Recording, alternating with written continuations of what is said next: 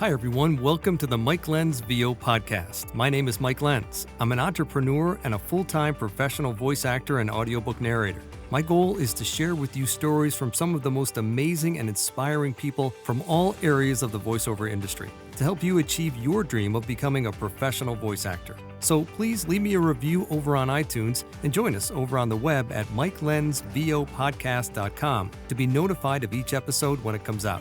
Now, get ready to be inspired. Hi, everyone. Welcome back to the Mike Lenz VO podcast. Today, I'm joined by Sonya Wills, a multi-platform actor and creator who's building a growing presence across TikTok, where she shares content as @the_mom_next_door and offers acting tips for creators through her Camera Smart Creator platform. What I love about Sonya's work is how she blends performance, storytelling, and creator education, something that connects directly to where voiceover and content creation are heading today. Sonya, I'm really looking forward to this conversation. Welcome to the show. Thank you so much. I am too. Now, I always like to start here. I know you and I connected at some point in the past, but more recently Yes. through social. We haven't figured that part out yet, but we know that we connected through social media in the present. And I've really enjoyed following your journey on TikTok. But for people listening who may not know you yet, how did this all start out for you? Okay, so we were just talking offline about the intersection of voiceover career and social media. I think if people are not on social media, if they get nothing else from my interview with you, I encourage you to get on social media because it's not too late. If you join today, in a year, your whole life could be different. And I know because I joined in August and it's April. In August, nobody knew my name. I hadn't been acting in years. I lived in LA and so by way of introduction, I was a commercial actor. So I was regularly and full time working in TV commercials and then voiceover commercials adjacent to that and kind of on the side. The voiceover was connected to roles and commercials that I would book through my on-camera agent. And then I had little agents all over the country that I would do cool, neat, random jobs for brands that you'd never recognize. And so I did that. I loved it. And I just wanted to start a family outside of LA. And so we moved and I thought the door was closed. It was this like world that I loved. I can feel your passion for it. And I love it too. I think it's the best job in the world is to be a creative person in that way, to be the talent. It's the best thing you can do. So it was kind of sad and I had a lot of expertise, but oh well, I wanted a family and uh, life as a mother, and that was kind of more important to me. Fast forward. So I thought the doors closed. In August, I started a social media account just to see what I could do. Honestly, there's TikTok Shop. I don't know if your audience has any idea what TikTok Shop is, but you basically talk about products in your videos and you have an affiliate link so you can make very good money just basically selling products. And I was like, that's kind of like TV commercials DIY. And I had enough people reach out to me and say, I'm making money on this. You would do this better. Like you would love this. That I thought, sure, why not? But you have to have 5,000 followers. So what am I going to talk about? And I farted around for a couple months from August to November, not much happening. Told some stories, what it was like to work with David Schwimmer, to play Alfred Molina's daughter, what it was like to sit next to Susan Sarandon in the makeup chair. These like stories that were just interesting from my experience in LA. Got some followers. It was slow and steady. Somebody in one of my communities said, I'm making these TikTok shop videos, but I have this commercial voice. I'm like trying to be myself, but I just sound like I got this new dresser in and it is beautiful. Just bad voiceover, you know? Right, right. And she said, well, how do I sound like myself? And the coach said, I don't know. Don't worry about it.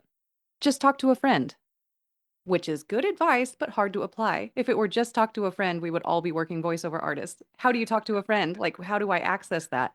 How do I believe in one person when I'm reading my script? Right. And so I jumped in the chat, like, I have so much experience in this and so much advice, and let me make you some videos. I need TikTok content.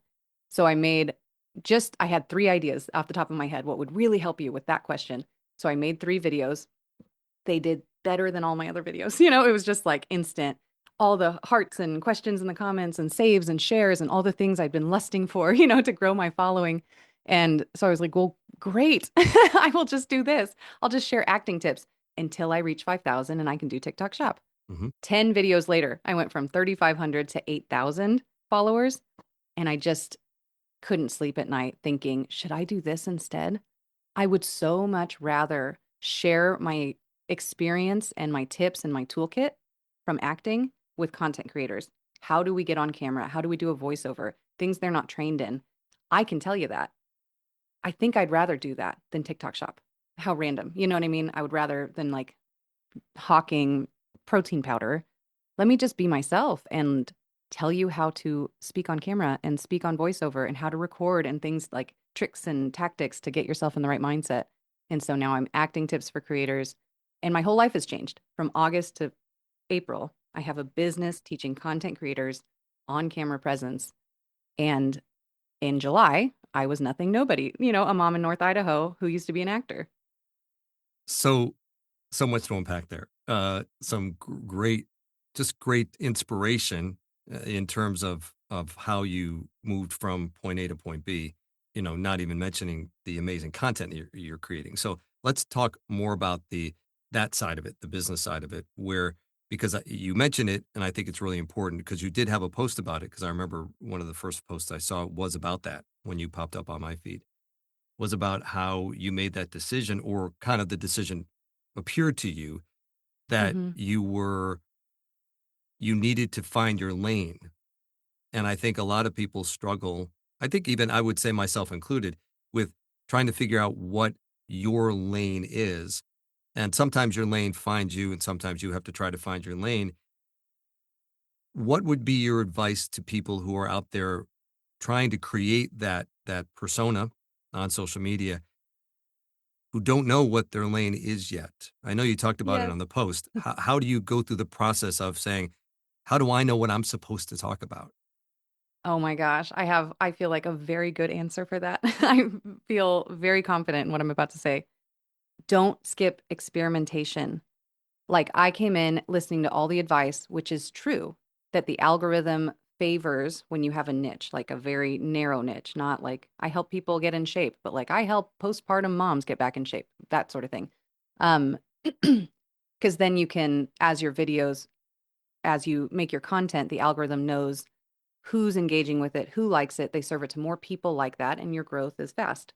And so I was desperate for that. Okay, I'm going to be smart about this. And before I make one video, I'm going to know my niche. I'm going to like figure it out so I don't waste any time because I have three little kids. I don't have time to waste. If it's not giving back to me, I really can't spend my time on it. And so I came up with like toddler mom and helping people overcome the emotions that arise when you enter motherhood. It like evokes all this kind of parts of you that you didn't know were in you about like temper and anger and like you love these kids, but it's so difficult. And so that was my thing is like how to deal with mom rage and even like what the Bible says about mom rage. And I was just sure. And I recorded 3 videos. I edited one. I don't remember if I even posted it, but after the editing of the one video, I said, I never want to talk about this again. Like, I thought that was my whole thing, but it's like, I don't even want to talk about this one more time. It just didn't connect. I don't want to live here. Right. And so, anyway, I luckily got into a community with one coach that told me literally every week for months, Sonya, you have no niche. You have 70 followers. Like, Sonya, do whatever you want. Just make the video. And, I would say, but here's my problem. I want to do like, I have tips for natural labor. I have a toddler tip. I have a story about being on Wipeout. I have, I could eventually, I was like, I want to make a video about how to do a voiceover. Is that too random? And every time he said, just make it. Yep, make that video. Yep, I love your niche, Sonya. And Right. just encouraging me to just do whatever you want. Make a video about your master salad dressing recipe because you'll learn from it. And the algorithm, I mean, I was doing this mom stuff and then I joined his community. Wipeout came up and he said, make a Wipeout video. So I was on Wipeout 14 years ago. Here's what happened. And with about 120 followers, I got 100,000 views in the first couple days. The algorithm doesn't care. I wasn't niched to Wipeout. It just found the people who knows how you get people who like Wipeout, but it went. And so all to say, don't be too fast to get your niche. It's not you start from the perfect place and then you have the perfect path. It's that I think make it messy in the beginning and just learn how to make content. Your salad dressing recipe is probably not going to be your niche, but you will learn. Oh, I think what worked about that is I gave them a reason to stay and I had a compelling opening. I liked filming it. I did some quick cuts. Maybe I could incorporate that moving forward. But you just make the videos you want to make because they'll be fun and easy and you'll get data. And then you do with that data what you want. My natural birth video did exceptionally well, better than most of my acting tip videos. But I don't care to do that. But Hmm. I wanted to get some information out, helpful things about what I wish I knew about natural labor. It was fun to make. It did really well. And I learned about content. I did some like motion in the intro and some ways that I edit it and ideas that I got from ChatGPT about how to make it better that inform what I do now. So I would just say make a bunch of content, learn content creation, and choose your lane when you have data. And I don't just mean views and saves and follows. I mean data like how did it feel making it? How do you like talking about this? How much more do you have to say about this? And then pick your lane and then go all in. You know what I mean? Brand it, hashtag it. That was one of the questions I was going to ask you was how do you balance being authentic with being strategic? And you kind of answered that. You have to try Always to, authentic. yeah. But you've got to be thinking in terms of not only what's resonating, but what do I Hmm. want to talk about? Right? Because there might be Yeah. things that resonate that you don't want to talk about. Like you said, you don't really want to Yeah. spend the rest of your time on social media talking about mothering advice. Doesn't mean you don't love being a mother and you don't have good advice to give. You just didn't see yourself doing that long term. Yep. I wasn't just bursting over with like passion and things to say versus the acting thing. It was like where it had been a struggle. Oh, I got to like script a batch tonight. Okay, I got 3 done. I give myself permission to go to bed. With acting, it was like, I wrote 12 and I don't want to stop, but it's almost midnight. I got to stop. So that was a big clue to me. It's like I could talk about this forever. Suddenly everything feels light and easy. That's the data I've been looking for. And so I would say about the authenticity piece, you can have, because I do work with TikTok shop people, so I know this to be true. You can have all the strategy dialed. You can have the hook, the viral framework, the sales psychology, the curiosity hook, open loop, the reason to stay. Like you can tick all these content boxes, a visual hook that's compelling, an on screen text that's a new reason to watch. But if you're fakey in it, if you're giving script and like bad voiceover and commercial voice, and somebody's wife said the other day, you're giving ShamWow. And I was like, yeah, she's right. If you're doing that sort of like thing where people just don't believe you, it's not going to go. It could all be perfect. Versus if you're someone who just doesn't even know how this thing works, but you're like, my favorite pumpkin seed oil is on the TikTok shop. I'll make a video and you tell them your story about pumpkin seed oil. Nobody told me this. I wish they had. I started using this. I thought I was going to get tan, but now I got my hair growth back. Whatever, like your journey with pumpkin seed oil. Right, right. I linked it in the shop and you don't do any of the things kind of right, but you're authentic and people believe you. That has 100 times better chance of going than the other one. So authenticity first and then build in, oh, my hooks could be better. Okay, I think I need to do something visual in the beginning, etc. One of my acting coaches said your voice will rat you out every time. And he Yeah, said you that can't when hide. no, when produce especially in the voiceover world, when producers are listening to hundreds, if not thousands of auditions over the course of a week, they will literally, because he was a producer before he became a coach and also a voice actor, he said that give you maybe 3 seconds or 4 seconds, and then they click. They're either going to go click no, or they're Wow. going to go click save. I'll come back to this one, Wow. or wow, I really like this one. So, and he said what every producer is listening for is authenticity. Did I believe him in the first 3 to 4 seconds? And if Wow. I'm because they've heard it so many times, they can hear authenticity. So when they hear authenticity, it's rare. So much fewer people get pushed over to the let's revisit this one to the no's. Most people are the no, no, no, no. Up, yep, I'll check. Save this one for later. Save this one for later. Something to think about. You have to be authentic in the way that you present yourself because people will smell it from a mile away, Yep. especially in the world that we live in today, which, the people like my children, not your children, because they're not old enough yet, but they're getting there, that they are just digital natives. They live in this Hmm. world. This is their reality. And so they're not going to tolerate non-authenticity or inauthenticity. They're just not going You to. are so right. And that's such a parallel to content creation because on TikTok, on YouTube, you have your thumbnail and your title. If people like get really hooked by that, maybe they give you a longer leash if you're boring or stiff in the intro. But on TikTok, you're scrolling. You literally have that 3 seconds, maybe, to make somebody go, yeah, I'll give you 5 seconds. Okay, I'll Yep. stay for a minute. It's such a strange social or mental process that we go through, even for me as just an observer, and I know for you too, because you're scrolling TikTok, I'm assuming, you're following other people. Hmm. To stop and make myself think when I stop, I ask myself, "Why did I stop?" Yes. That's such a good thing to do. And it is like, it's curious because it's not always obvious. It is, I find myself, if somebody does the weird thing where they pick, I still don't do this. I don't know why. Maybe I will. They pick their phone up off the ground and then hold it up. And it's Yeah, got all that like chaotic motion in the beginning. For some reason, I have noticed like I often stop for those. What is it about that? I think I got to see who's there. I So it's think not so. always like things you would architect for yourself. I didn't know that would hook me, but I it know. does. I know. What do you think most people are getting wrong about social media in this industry? Because I think there's a lot of people that are getting it wrong. And I guess telling them how they're doing it right is a way to answer that question. But what do you think people are doing wrong? Is it their approach? Is it their performance? What do you think the overriding thing that people are doing wrong on the social media stage? Well, the way I name it, maybe it's a conversation because you might take issue with it, but even the concept, because you used the word earlier, persona, Hmm. I always say be a person, not a persona. Hmm. And especially if you're like ChatGPT or Claude, whoever you like, can be very helpful in taking like a, 5 minute gross idea and making it into a compelling story, kind of helping you frame stuff.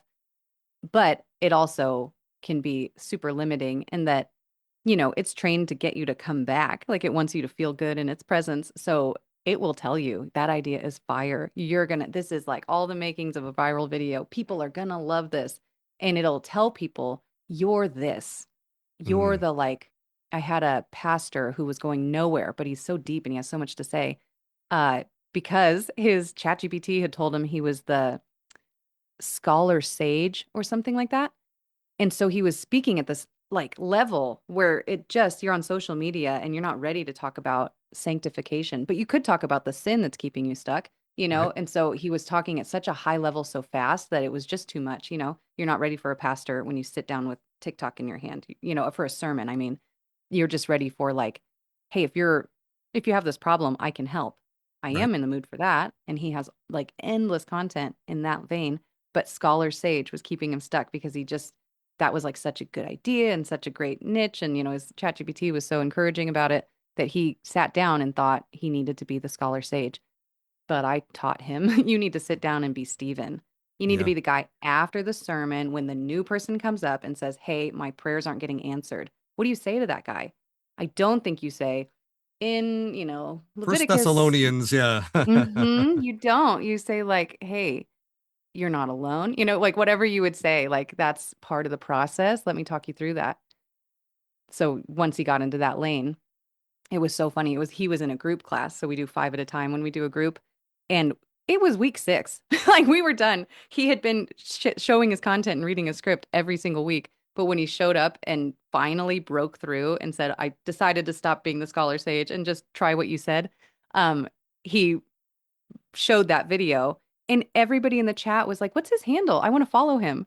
Like Mm, even the people who knew him already, it's like once he showed up that way, it was like, "I could use this." That was yeah. really good. That's the power is like, don't be the scholar sage, be Steven. Everybody bring more of yourself to it. And I think that's true of voice acting too. Be more Mike would be a note that would be good for you, probably in every script you pick up. Okay, try it again, but be more Mike.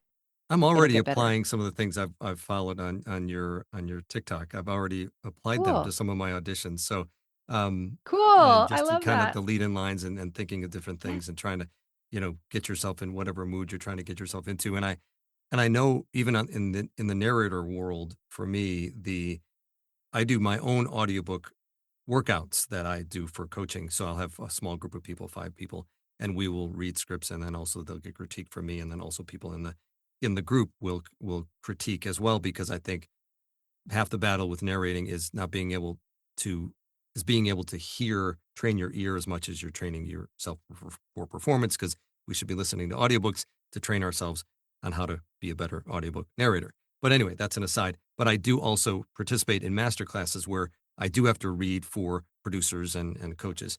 And there was the one time that I remember, um, that I was very in a very emotional place, and when I read that night, and I remember, like, I was wringing my hands, not on the camera because I was really feeling a lot of sadness, that I thought my father had passed away, and it was like a week after, and I was just sort of thinking about that, and it had nothing to do with the piece I was reading.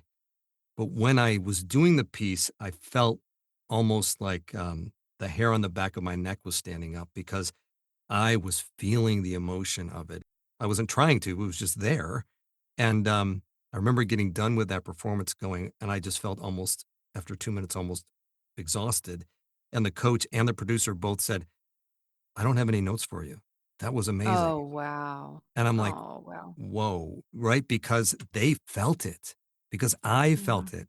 And that's the difference between, we always say in narration, feel me a story, don't tell me a story. And I think it's exactly the Perfect. same in voiceover, right?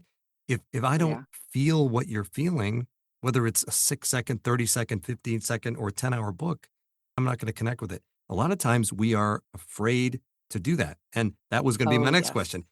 Have you Oh, ever yes. felt hesitant putting yourself out there, and how did you push through that? Because being authentic is not easy. Yeah, let me be authentic with you then. Yep. When I started making the acting tips videos, when I went to edit it, I had like a whoa. I kind of had to like put down my phone and go, hold on, I got to think about this because I am, I'm a professional actor. I know how to bring myself to things. I've worked out inside of acting classes and been like, okay, now I move to tears. I'm just going to get out of the way and let this happen. I've trained that part of me to like allow my humanity. And yet, all the mommy tips and stuff like that, they all did fine. It was always like better than the average beginner because I know how not to be fakey. But when I did the acting tips, it was a new level of real. And I just noticed it was almost like my energy was in my core and I liked it. I'm like, wow, I like this version of me. I sound unafraid, unapologetic. And it's because I know this is going to work. I'm not seeking your approval for this tip because, Hmm. by the way, I got it from like a celebrity who's worked their whole life in Hollywood. It's a good tip. You're welcome. And so there was more of that like confidence to just say, here's a thing you can try. And I liked it. It was a version of me because we're all different. Authentic looks different ways. You authentic on a date with Right. your wife, telling a funny story from the day is different from you authentic with a brand new client who's like feeling out what's your group like and should I join it versus whatever. You're a stranger at the grocery store that you're getting good vibes from, that you're getting bad vibes from. You're going to bring out a different aspect of your personality. So me talking about motherhood was a little bit like, I'm trying these things. Here's how they're kind of working. And here's like why I think it's a good idea. And with the acting tips, it was like, boom, here you go. And so I like that version of myself. It's not hard for me to be authentic because I want you to succeed. Like I'm always talking to somebody down the lens that I respect and root for. It's like, it's not from a judgmental place. You're doing this wrong. Here's how to get it right. It's like, this could be easier. This could be better. I want you to not waste your time. Make better videos. Right. Let's do it. Try this.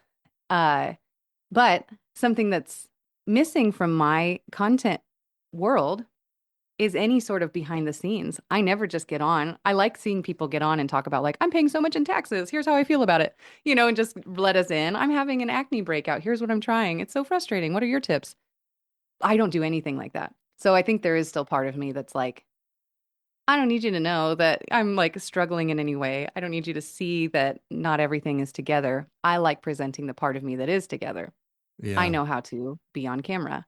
I don't usually ever talk about, and I would like to, is just anything else, Yeah, it's being different vulnerable. journeys You're that being I'm on. vulnerable, right? You're being vulnerable, and it's hard to do that. I mean, I don't even like doing videos outside of this safe little room that I'm in. So Hmm. most of my stuff is talking head videos with me with my little LED sign behind me, and I feel safe in this Yeah. space. Even being out on my Yes. back deck, I'm like, "Oh, I don't think I look as good as I look when I'm in my studio with the lighting perfect." I And have and I that see too. people do this all the time where they don't look great and they don't care, and I do like those videos because Yes. they're being real. They're showing me Same. a real version of themselves, not a performative version of themselves. But I also struggle with that, with doing anything behind the scenes or some of the not so pretty things that happen in the voiceover world. And maybe we both need to practice 100%. doing that. I don't I know. would like somebody to organize a challenge for me is like do this many times a day because I don't do car videos or yeah, like just popping up, hey, we're, out at the lake and I Yeah, had a thought. yeah, yeah. I've done a I few like car to sit videos, down but with a not script. not usually though. Well, 'cause the lighting's really good in a car. It's not I just bad. don't like my phone holder. Yeah, it's not bad at all. Yeah, my it gets a little shaky for me 'cause I don't have a phone holder, but, um Uh-huh. We have $15 problems that we haven't solved. exactly, all these awful problems we have to deal with. When you zoom out and you look at your journey so far, and I do kinda wanna talk a little bit about your just about your career, whether you're still doing any voiceover Yeah. work, but when you look at I the have a journey. voiceover tip Okay, too. good, good, good. Mhm. So the journey so far, what do you think has mattered the most in helping you move forward? Good question. I found the thing really the content is the thing because like you're touching on, yes, you can get your lighting and even your sound, your microphone doesn't matter as much as what you're saying. So people try to like go from the outside in. I'm really excited about this new thing, so I want to talk about it, but you don't really have any experience to draw from or like expertise in it. So I think always better to talk about some hard-won wisdom.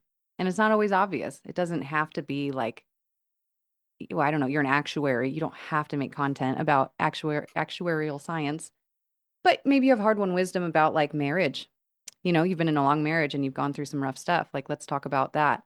Or, you love to cook steaks and you're just like a steak expert and you used to do this wrong and now you know that that's what's making your steak tough. Talk about that.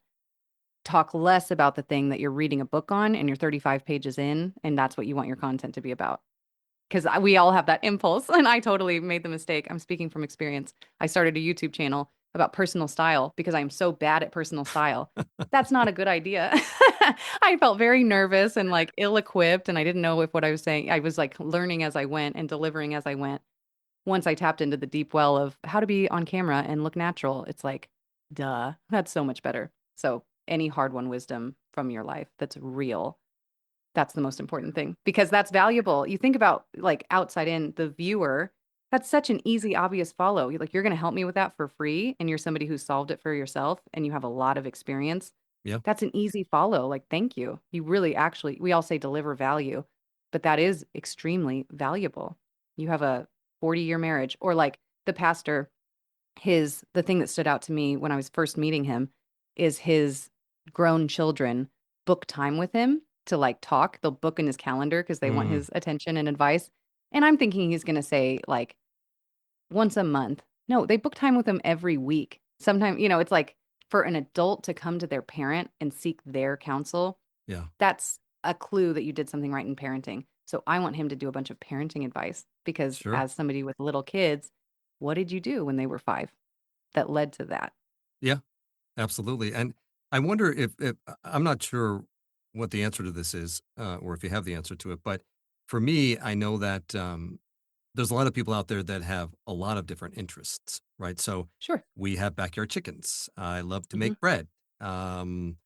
Our son loves to. He's a birder, so he loves to go birding, and I'll go with him. And I'm like, this is kind of fun, and Mm, and so, but I find myself thinking like, okay, I can't really do a video about making bread. I'm a voice actor, audiobook narrator. It's not gonna that's not gonna make sense to anybody. What do you say to those people that are out there that are kind of like, well, there's a lot of stuff I want to talk about. What am I supposed to sure. do about that? Because it's Sure. difficult. Yeah, I guess it would kind of be different for every person, but I would say definitely don't skip the experimental phase where you just throw stuff at the wall and see what sticks. Mhm. Because while all the niche stuff is true, if you hashtag sourdough, starter, you hashtag those things, it will get shown to people who are into that. But my impression and there are exceptions. If you're like an influencer and you're willing to really say like, come with me on my journey of life, then yeah, you can talk about your piano lessons and your passion for chickens but I would recommend for somebody like you, it would confuse the feed and a niche is really powerful because people who see your face, they know they get value from you. They're going to stop and watch your videos. And so if all of a sudden you're talking about curing foot fungus or something, you're going to get zero watch time because I it's can like, guarantee you I will never post about that. Guaranteed. yeah. Not going to But if happen. somebody has a big aha about how to cure foot fungus, that would be a great video because every person with foot who's like their cookies show they're like looking for creams or whatever, look at Right. that video, they'll watch it. You'll do great.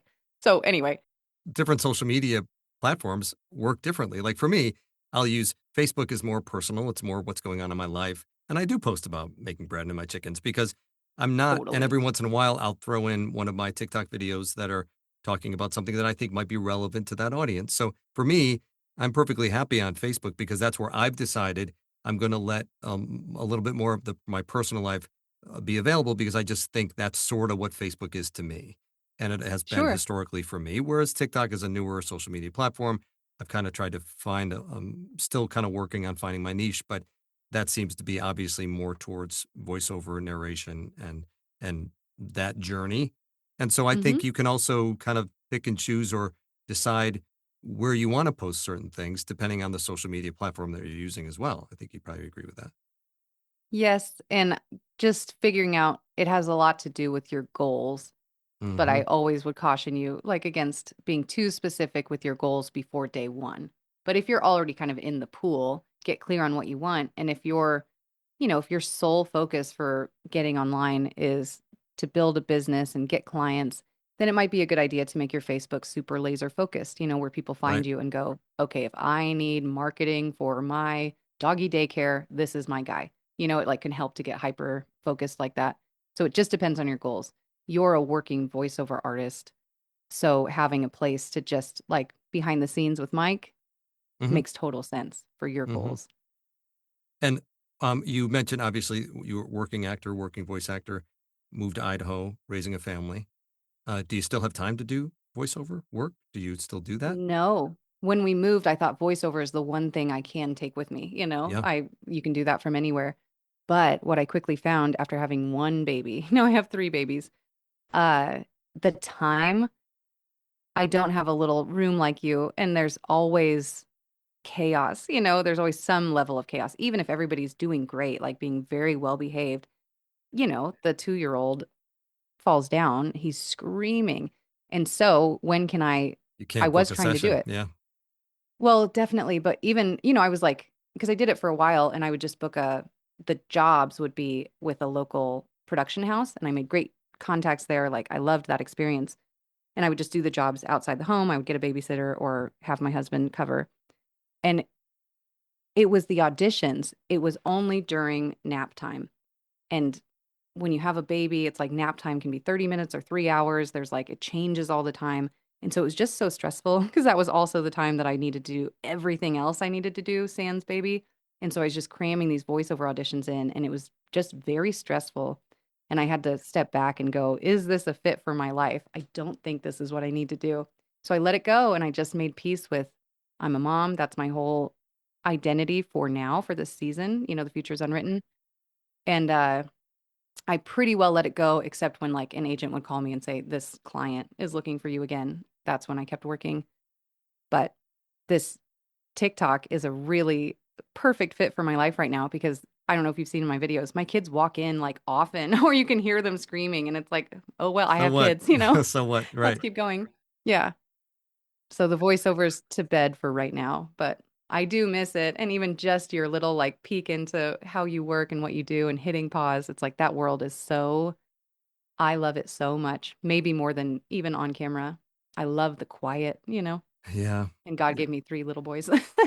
Well, that's truly a blessing. And I know what this is kind of an aside, but what was it like moving from LA and the craziness of Yeah, LA to I'm yeah. assuming the relative peace Oh, of yeah. Idaho? It's a small town. We live in Coeur d'Alene, Idaho, a city by the lake. I think we're like, I don't want to say a number because I'm so bad at, I'll get it wrong, but it's a small town and very peaceful. It's different from LA in every way.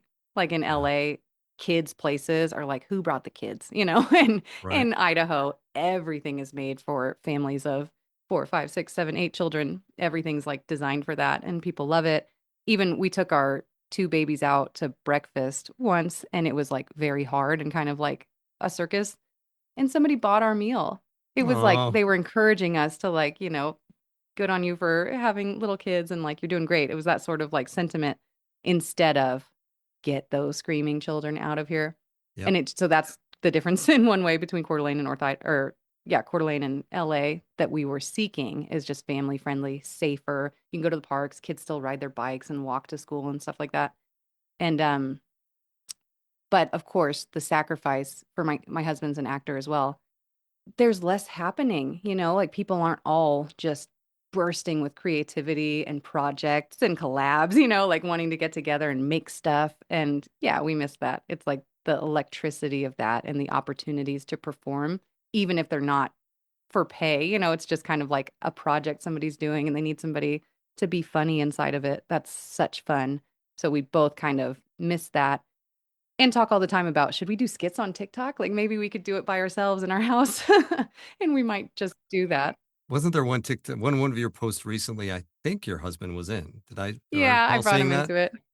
Yeah, and put music on it and just made it silly because that's the sacrifice. And we even thought about moving back to LA for that. Like we could live in Santa Clarita, we could homeschool, we could make it happen, Yep. but just ultimately it wasn't the best idea for our family. Yeah. And that's good. So It's good and and bad. yes, that these are all decisions that we have to make as we go through life, and they're important ones for sure. Yeah. Like LA was really fun. And when my husband, he'll visit a lot because his best friends are still there. And he's like, feels like home, with all the traffic and bad parking and all of that. It feels like home. The chaos of LA. Um, Yeah. so give me a voiceover tip. Well, something you were talking about earlier made me think of this, but I never learned this in a class, but it really served me. So I may have made it up, but I may have stolen it from somebody and I just forgotten. But what really helps me when I'm auditioning for a voiceover is to like if they give a sample, obviously watch it, but the music and the oh, it was because you were in grief and Yes. all of a sudden you had like the read of your life. Yes. Right. So we need to feel something appropriate while we're giving this voiceover audition. And so I don't know if this would work for everybody, but it really worked for my brain, the way my creativity works. But I hear the music and I even like move to it in my mind. Like and even if they don't give you the commercial or the thing that you're narrating, you can imagine and take a pretty good guess at what it's going to look like. And so if you have like a open farmland and like a folksy kind of slow song, then I would feel the sunshine on my face and like take a deep breath of the fresh air and like hear the music and then start my read because I think that quality it's going to be so different than like a Target commercial where they're all like shooting a beach ball back and forth and it's like pop music, kind of like I would dance to that and I'd be outside having fun and like maybe even laugh and then like from that poppy kind of punchy place talk about Target and it would come out from a place of like kind of exuberant joy and fun and summertime versus like a peaceful, slow, quiet, technology free farm space that's a little slower, still happy, but more intimate. Definitely. And I saw just recently, I don't think it was a recent post, but it showed up on my page that you were talking about people who are naturally maybe a little more introverted and more calm by nature, having to do a read that's a little bit more high energy and happy. And you were talking about I think your example was like, um, you got an email with really good news, or there's a Yeah. check in the mail, and you're like, think about that, and then go into your read. So it doesn't have to be a loud and exuberant read. You just have to feel that inside you before you start. Yeah. Be in a good mood. Like come to us. It's called it's be you on your best day. And I definitely got Yes. that from a commercial class, but I loved it and I used it every single audition. If I was like running late, I couldn't find parking, I'm stressed out, I'm kind of sweaty. It's like I would just take a moment before I walked in that door to go, I'm falling in love. I just remember what it was like to fall in love or like just put a smile on my face and go in and just be like having my best day. Oh my gosh, I'm like so happy to be here. It's great to see you. What are we doing today? And that's going to spill over and make you so hireable because when you bring that into a room, it's like, oh, cool, we could work with her versus like coming in and like, okay, sorry, where do I stand? I'm so sorry. Okay, the parking was insane out there. I'm sorry, I'm sweating. Can you tell? That's like, uh-oh, I don't know. I don't know about you. Yeah, getting in the right frame of mind is so important, and even even especially when we're having to self-direct ourselves, which we are as voiceover actors in audiobooks and also in auditions. We have to self-direct, and that's one of the biggest challenges I think for any voice actor is to be able to get into that frame of mind that's going to allow you to give the best read. Definitely great advice. Yeah. And I had to like take off my director hat to get a good read because I was always so much better with a director, as all of us are, because there's no pressure. It's like you Right. just do it and they're not going to tell you that was bad. They're going to say, cool, now let's try it. Let's Hmm. try it again. Let's take it one more time this time. And it doesn't even mean it's bad. They might love it. They're going to use it, but just for fun now, let's do something else. And so it took all the pressure off. So when I do voiceover and I'm just by myself in my house, I don't know if this would work for everybody, but I export my director hat and I just like put it outside of myself. I give my best go and then I take it again another way. And then I'll sit back and I'll listen to it and decide if I need to do a take three. But I try to take off that director hat because if I'm listening Hmm. to myself, it does tend to be a little more like self conscious. Oh yeah, we put pressure on ourselves. Definitely, there's no question about it. Now, you had alluded to and mentioned some of coaching things that you do. So, tell the listeners a little bit more about what you offer in terms of your services, coaching, and that type of thing. Sure, we're all about my husband and I do it together when we do a group. We do containers of five that we call an acting class for creators. Or I work one on one if the person's schedule or needs are a little more in depth. And it really is just about camera presence, like bringing the toolkit from Hollywood, how to be yourself on camera. Because even if you're Meryl Streep, she's bringing herself to every script. Like that's the reason she's able to cry and move you to tears is because she's feeling through it.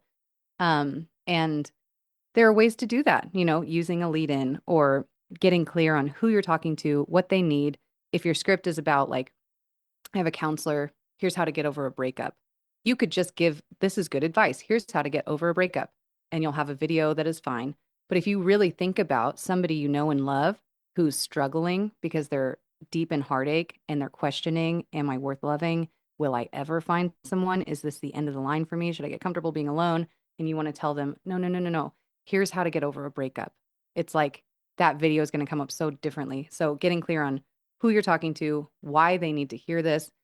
And if you're encouraging them or if you're giving them tough love, if you're like busting a myth, you think you know everything. You're wrong about this. Here's my video.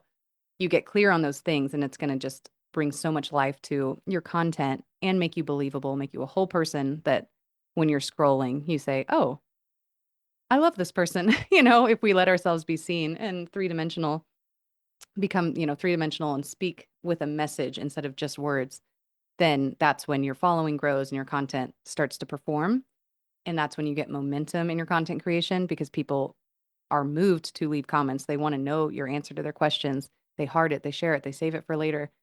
And so it's just the secret, it's the heart of your content and it's an essential ingredient that so many people are missing. So, uh that's what we do. We call it Camera Smart Creator. We do containers, intimate containers of 5 where we coach you through your content, scripts and give you feedback and tools to use. Or I work one-on-one and just tell you everything I know. Here's what I do and let's try this and direct you through things. And it's a lot of fun and the breakthroughs are so far guaranteed. Like there hasn't been somebody that has not had a major shift at some point during our coaching. One guy I was scared about, but in his final session, we tried something new and it was like, It he was worked. like, "Oh yeah, I did plays in high school and I was really into it." I'm like, "What? How have you never brought that up?" He was so stiff and like, stuck in his ways. And he's like, "Oh yeah, I love doing plays." So we just made it a conversation where I played the other person and he gave a script. Every line of a script was an answer to what I was giving him. And everything changed and he was suddenly natural and funny and he moved his body finally. And I was like, well, thank goodness, here, keep it and, enjoy because it was such a breakthrough. Anyway, so it's different tools for different people, but people really figure out, have the epiphany of like, oh, it's easier than I thought. But if you don't know how to get there, it's not easy. Yeah, that's true. That's very true. Before we wrap up, I have the one final question that I think I mentioned it to you in the email. But if you had to leave an aspiring actor, voice actor, with just one single piece of advice, something they could take and apply immediately, what would that be? I didn't give this thought, but I have so many things in my mind. I think the like fundamental but we could talk about it for weeks of what this looks like and how it works. Podcast part 2.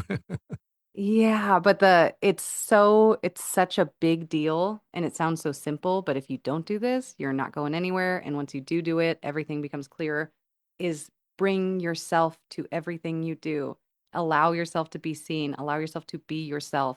All the things you think are too weird or not good enough or like not relatable, that's the stuff. We don't want to see an archetype, a like hipster who we know the food you eat, we know the clothes you wear, we know the friends you hang with, the music you listen to. We don't want that. We want a guy who looks like a hipster, who's an expert at making sourdough, who raps for fun, like who's an amazing rapper who like loves his new baby. That's a person that we can follow and watch and learn from. So don't be afraid to be yourself. And in fact, like you have to figure out how to be yourself or you're not going to reach your goals. And that's true of acting, voiceover, social media, 100%. Be more Mike, be more Sonya, be more you. Like give yourself that note constantly. Is like, how can I make this more Nancy? Yeah. Until you said new baby, I thought you were describing me because I'm an amazing rapper. So. All right. Really? Just kidding. That's so funny. No, I'm certainly not an amazing rapper. And my children will attest to that. Just an example. People come to me and I had this beautiful Icelandic blonde and she did makeup content and we were working on it. And she finally admitted to me, like, I'm not really into makeup. I don't really feel comfortable doing makeup. I, don't, because I look like this, that's the niche that my coaches are putting me in. But I'm a nerd. Like I geek out on ingredients and I really, I know everything about skincare and different ingredients and how they permeate the cell wall and stuff like that.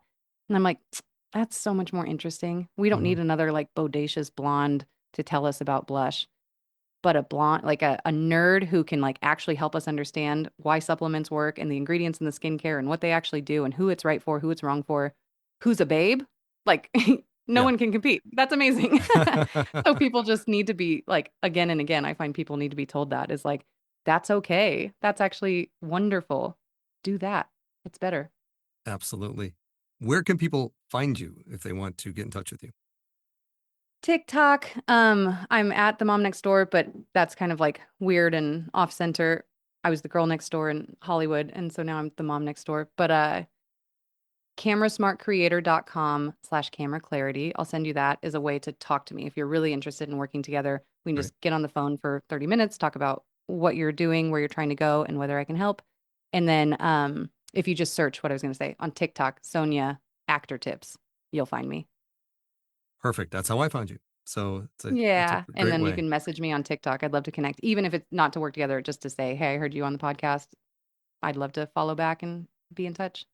That would be awesome. Thank you. Thank you, Sonya. This has been such a great conversation. I really appreciate how open and honest you've been. And it's going to help a lot of people who are on this journey with us. So I hope so. Thanks for coming on. And I really appreciate it. And I wish you continued success in your journey. Thanks, Mike. This was lots of fun. Thank you so much for joining me today on the Mike Lenz VO podcast. Head on over to MikeLenzVOpodcast.com for links and recaps of each show. Catch you next time on the Mike Lenz VO podcast.